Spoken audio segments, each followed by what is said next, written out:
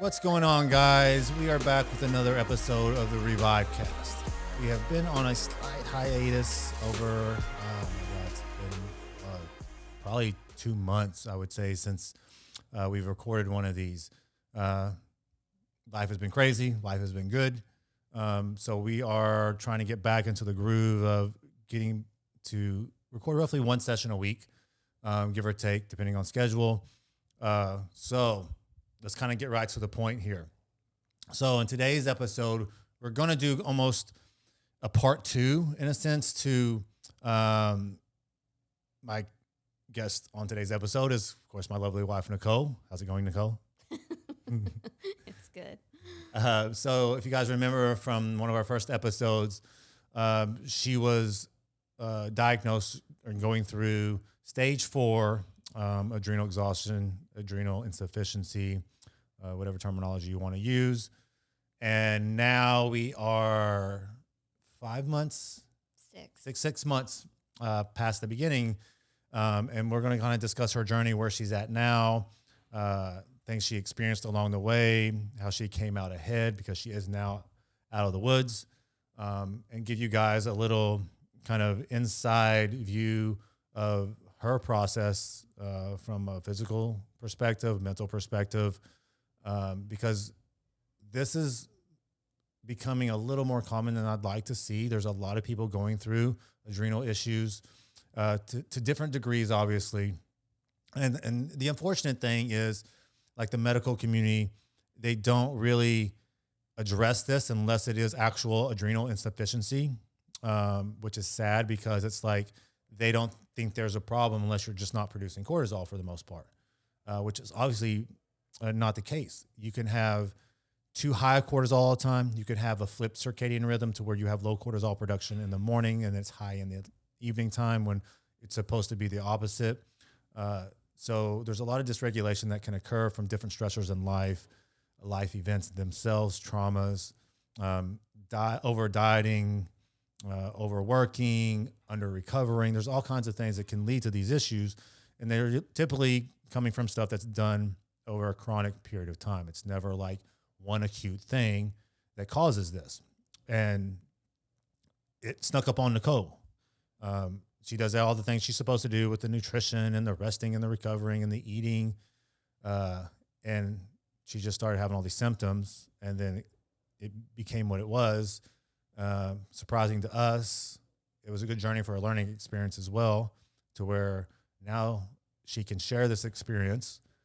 We can obviously take the learning tool with our clientele and help them along the way. So I'm just going to let Nicole kind of put us through her journey, and give us some more perspective from someone that's actually went through the process. Because I think that's a big thing, that if you're talking to somebody that's actually been through it, as opposed to maybe a doctor or somebody that just knows about it, two different perspectives.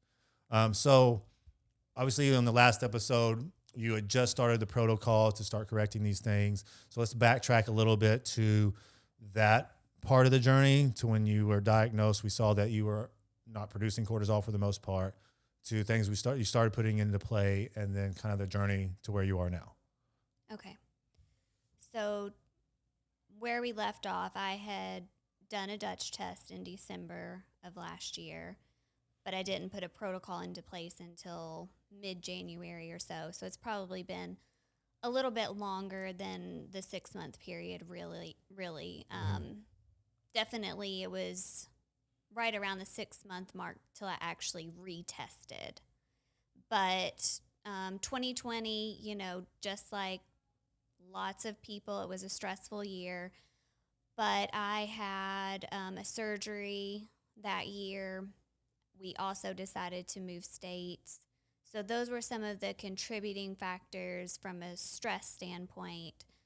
I had the physical stressor of recovering from the surgery, which was harder than I anticipated, and then also the emotional stress of packing up your home, figuring out all the details, and when you're moving states, there's just a lot going on.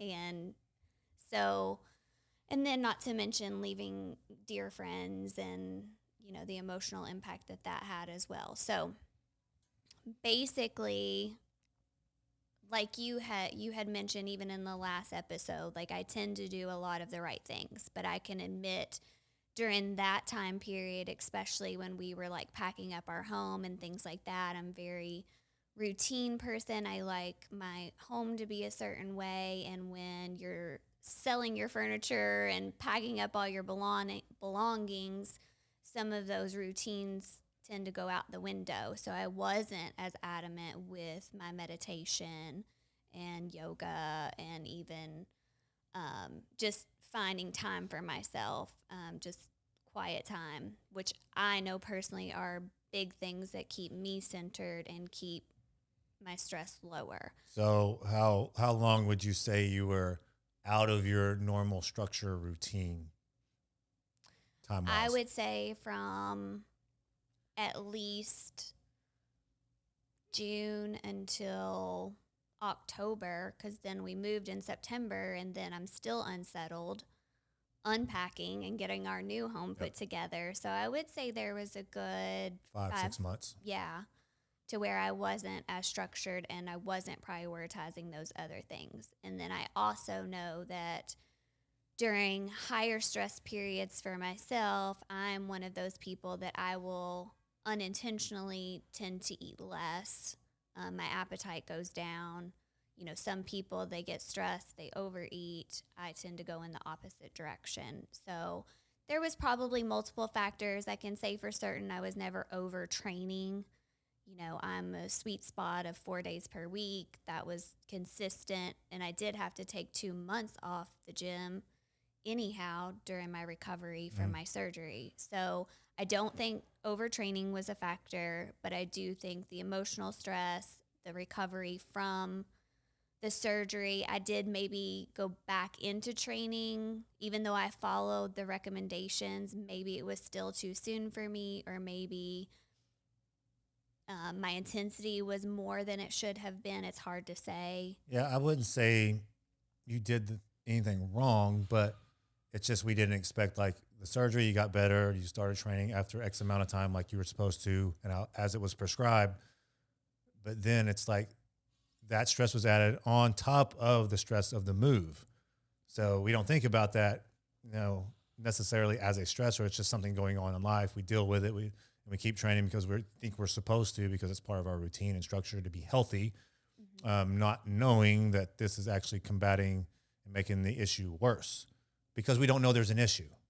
Right. Because you're just going go, go, go. You got to get shit done, packing, doing check-ins, taking care of day-to-day stuff. And before you know it, 6 weeks has gone by, 2 months has gone by. You move, you get here, stuff's still going on for the next 2 months in that order almost. Right. Finding time to work out, getting settled, getting used to just being around different people and stuff like that. And then you wake up one morning and it's like, wow, something doesn't feel right. And I tell this a lot with clients too, now that I can recognize some of those things, because what our physiology is supposed to do during high stress periods is to pump out the cortisol and the, epinephrine, and, we're supposed to be on high alert, and that's what gets us through those periods. And short periods of that are okay, and we're equipped for it. It's just when it becomes prolonged. And I see this now with clients where all of a sudden they've had, a death in the family, or they've changed jobs, or they've moved, and they're able to operate at that high stress threshold. But then when things start to calm down, it's almost like your body crashes with it. So the threat is no longer there, but then maybe you become more aware because you're in somewhat of a calmer state. And so it's been interesting because then I can ask the right questions, like, are you feeling kind of flatline through the day? Or they'll sleep. They're like, I'm sleeping, 9-10 hours and I still don't feel awake, and these are not that they're not always signs, but they are signs where we can say, maybe it would be in your best interest to do a cortisol test so that we can just be safe and we know like what's going on. So As far as my journey, once we knew that the cortisol levels were flatlined and we had that, data, so then we put, protocols into place. I had backed off my training. I was only training 2 days per week. I wasn't to get my heart rate over 110 beats per minute. Mm-hmm. We probably did that for a good 8 weeks. 2 months, yep. Yeah. And then I was, doing walking, yoga, started to add my meditation back in, all the things that I know are good for me. But again, when there's a lot going on, they're also the first thing to be pushed to the side. But you got like during that, so you're 2 months in doing the protocol, and then things are starting to move a little bit in the right direction, and you start having days to where you're feeling better, you're a little bit more energetic. Right. But we have we have some detours in that, right? Because our mindset is, I have more energy. Since I have more energy, and over the last 2 months I haven't had any, so I listened to that and didn't do anything. But now that I have it, all of a sudden, I'm going to do more. Mm-hmm. It's like a normal reaction. There's nothing negative about that. But from a physiological perspective, there is a negative because of the context of the situation. Because you are dealing with the adrenal insufficiency, and now that you have those periods to where you're feeling better, that's a good sign. Right. But it doesn't necessarily mean that you need to... That you're fixed and you can go back to doing what you were doing prior to all this. So when did you figure out that that was an issue? Like when you had that happen a few times? Well, I had you in my corner. I had Vince Pitstick as well that I was checking in with periodically to monitor my progress, get some feedback as well. And so, he had warned me, like, don't get too excited when things start to, feel good. But to be honest, like, it was not immediate. It was not even at the 2-month mark that I really started to, like, turn a corner. I would start to you get to a place where, you feel a little bit clearer. Like, brain fog was huge for me. And I was sleeping, 8 hours a night, 9 hours a night, but still kind of that groggy feeling in the morning, things like that. Those things did not change, to be honest, until about 4 months in. So, but yes, I would have days where I was like, okay, this reminds me of like what it feels like to feel good. And you would want to, even if it's just as simple as like, doing things around the house and, your training, I would intentionally always have my watch where I could see my heart rate, because I just know, like, if I'm not monitoring it and I'm not seeing it, then I'm going to push harder. And so training, I would definitely be watching my heart rate. And then part of it too, as far as like, we've discussed like surrendering to the process anytime there's any sort of healing that needs to be involved, balancing hormones, whatever it is, fixing your gut. And so I just wanted to be in a place where whatever needed to be done, I wanted to like follow the plan, just like we tell clients, and with these types of issues where the adrenals were extremely fatigued, very low output of cortisol, I could either start to feel better in 3 months or this process could take a year. Mm-hmm. And I wanted to do what needed to be done so that I could, potentially feel really good in 6 months and not have to like extend this out. But back to what you were saying, yes, I would have days where I would feel better. Sometimes it would kick me in the butt because I'd do too much, and then I'd have a day where I would crash. So you didn't want to have that 1 step forward, 2 steps back. So after it happened a couple of times, I just kind of learned my lesson. Like, you still need to go slow. Don't assume that you're in a much better place where you can just do whatever you want. Yeah, and then along this process, obviously with the lifestyle changes in the sense of obviously pulling back on training, on pulling back on life a little bit, and supplementation support that was changed throughout. And then we're not going to give out protocols, guys, because it's completely different for everybody on how we kind of adjust these things. But the nutritional aspect too, because you had to feed up during this. It wasn't like just because you're not doing a lot less activity that you eat a lot less food. Not to say we're like in a crazy overabundance of calories, but you still had to be fed up to a degree because you have to support the adrenals through nutrients, Right. not just supplementation. Because a lot of people think because the activity levels do drop that they think they need to eat less food. Right. But then you're going to become nutrient deficient and don't have the cofactors and stuff to support adrenals and other hormones. And then you kind of self-sabotage that way. So you have to feed up, which you did, using various foods, whole foods, obviously, salads, lots of fruit, lots of vegetables, smoothies with medical-based foods. Like there's all kinds. I mean, calories got to a pretty good spot. The key there was using foods that were lower volume but high calories. Yeah. So we get to like 5-6 months, kind of like on the tail end, to where you pretty much feel good all around almost every day. Now we start gradually bringing training back up, testing the waters. Like we don't just go 5 days a week. So you bump it up 3-4 days a week of weight training, bring intensity levels back up. Obviously, because you hadn't been doing that for so long, soreness was there, little things that typically you would experience. And then from there, it's just continuing to monitor recovery, see how things are moving along. If they're moving, obviously in that linear trajectory, continue to feed up. Now that activity is coming back, feeding up even more to fuel the system. So make sure we're not putting another stress on the body.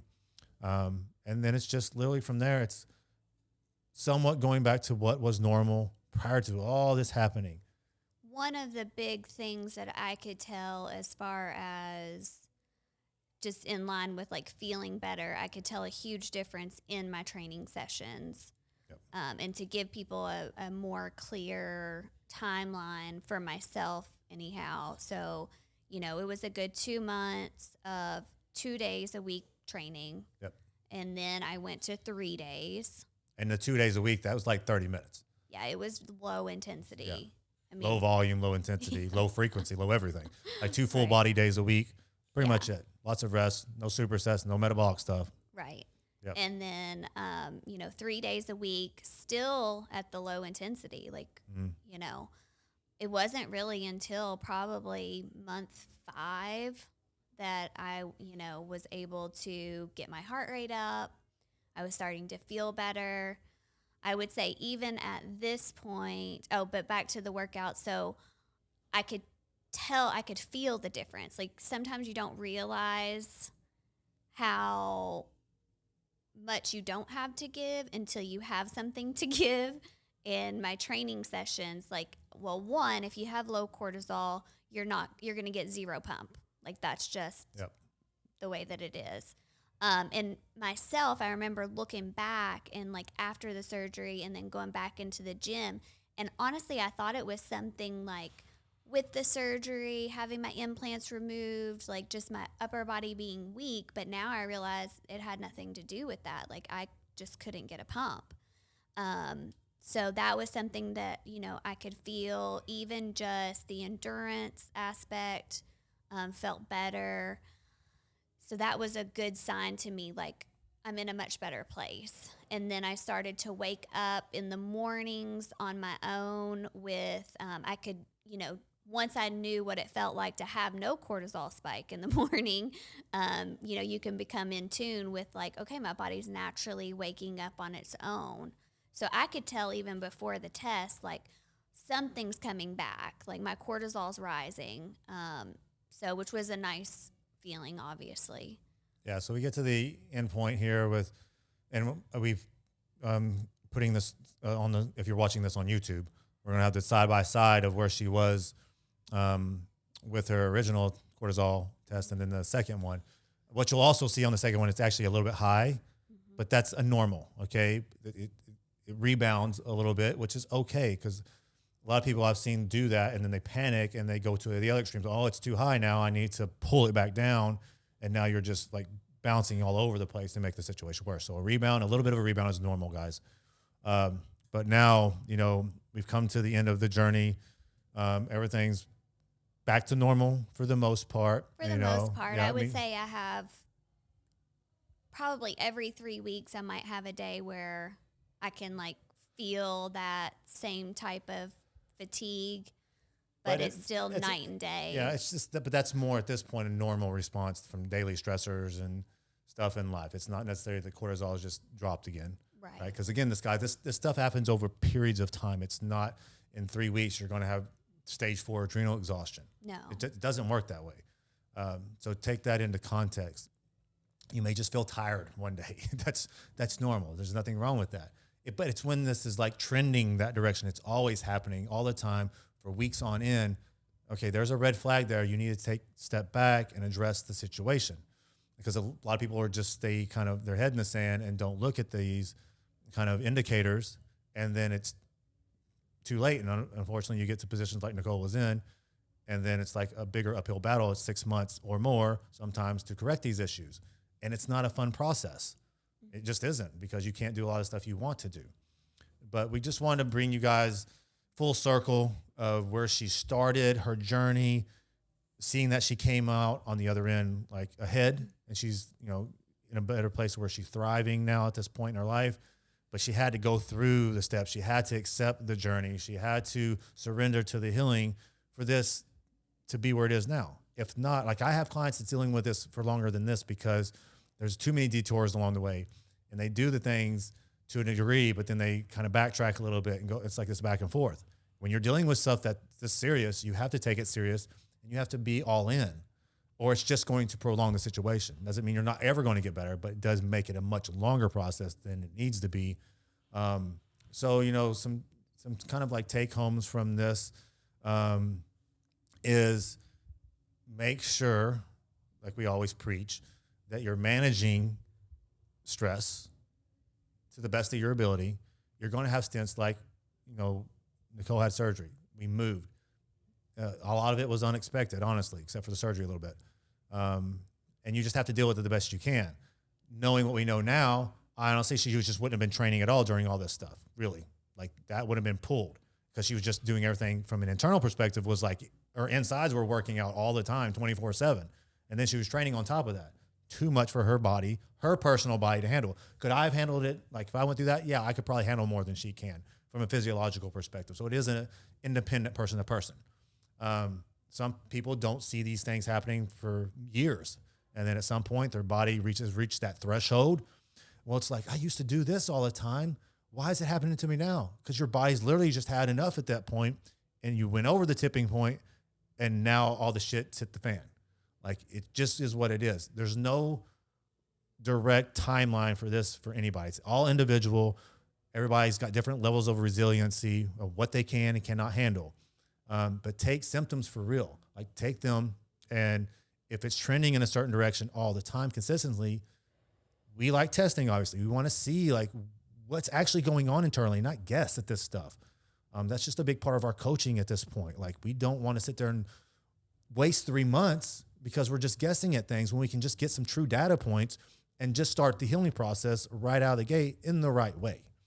So I hope you guys seeing this know that these things can be corrected if you're willing to put forth the effort and, accept the journey for what it is. Do what you need to do if you want to get it corrected in a much more efficient timeline instead of dealing with this for years. Because we have people that come to us who have been dealing with this stuff for years. And I'm talking about years, and it could be because of past traumatic trauma, childhood experiences, whatever. And it's just a much longer journey, unfortunately. But I hope you guys got a lot out of this, seeing Nicole and her journey, how far she's come. She's on the other side. We've taken this experience, as we do all of them, and make it a learning tool to teach everybody a better way to do things, and also understand that things just happen. Like sometimes you just can't prevent shit from happening, and that's okay. But when you figure out what the issue is, start addressing it immediately to start getting back to that place that we all want to be, which is thriving and healthy in our lives.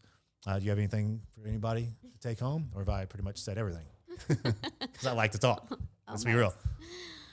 Yeah, I mean, you pretty much touched on it all. I would just say, you know, just briefly touching on the mindset perspective, because I did get a lot of questions about how did you handle, you know, the not training, the, you know, getting softer, or any of, you know, the physical cosmetic part of it. And to be quite honest, sometimes when you feel bad, it's just the least of your concerns. And so I think that I was willing to be patient and willing to put cosmetics aside in order to feel better. Yeah. And so that would just be my advice also. Yeah. Yeah, guys. So just keep it simple. Listen to your body. If something's going on, you know, deal with it. Obviously, you can reach out to us as well if you need to. So I hope you got a lot out of this podcast, guys. We're happy to be back finally after months. Again, we're going to start doing this more on a regular basis. We promise to get at least one out per week. I promise. And obviously, if you have any questions, feel free to DM us. If you could, hit that subscribe button. Give us a positive review, you know, to support us so we can keep giving you guys good information. Yeah, glad to be back, guys. And we will talk to you soon.